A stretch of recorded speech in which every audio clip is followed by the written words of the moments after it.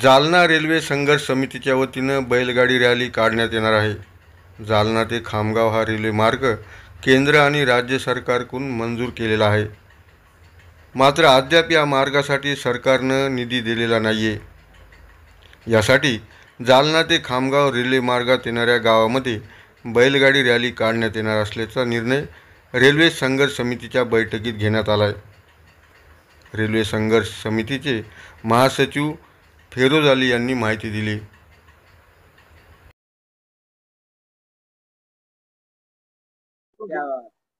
मला सांगा की तुमची आज रेल्वे संघर्ष समितीची बैठक झाली, त्या बैठकीमध्ये कुठल्या विषयावर चर्चा झाली, काय नियोजन तुमचं ठरले, काय काय विषय? आज आमची बैठक यासाठी झाली की जालना खामगाव जे रेल्वेचा आमचा जुना प्रस्ताव आहे की त्याला केंद्र राज्य शासनाने मंजूर केलेले पैसे दिले नाही आणि जे केंद्राच्या बजेटमध्ये जे महाराष्ट्र राज्याला जो वाटा आलेला आहे त्याच्यामधून आम्हाला पैसे या खामगाव रेल्वेसाठी द्यावा, यासाठी आम्ही बैलगाडीच्या आंदोलन करणार आहे। यासाठी जालना शहरामध्ये जागृती व या मार्गामध्ये जेवढे गाव वगैरे येते त्याची जागृती करून आम्ही बैलगाडी यात्रा काढण्याचा नियोजन केलेला आहे। तसेच जालना पासून पटना गाडी ही सुरू करण्यासाठी आम्ही मागणी केली होती।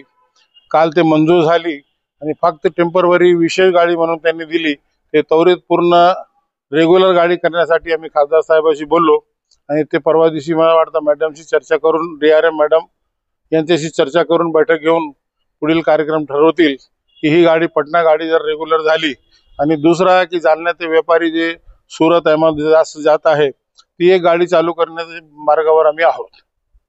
आणि या बैठकीमध्ये या सर्व संमतीने आमचा हे निर्णय झालेला आहे की उद्या DRM ची मीटिंग नंतर आम्ही खासदारशी चर्चा करून पुढील आम्ही कार्यक्रम जे रॅलीचा होणार आहे ते निश्चित करू। फिरोज अली, महासचिव रेल्वे संघर्ष समिती।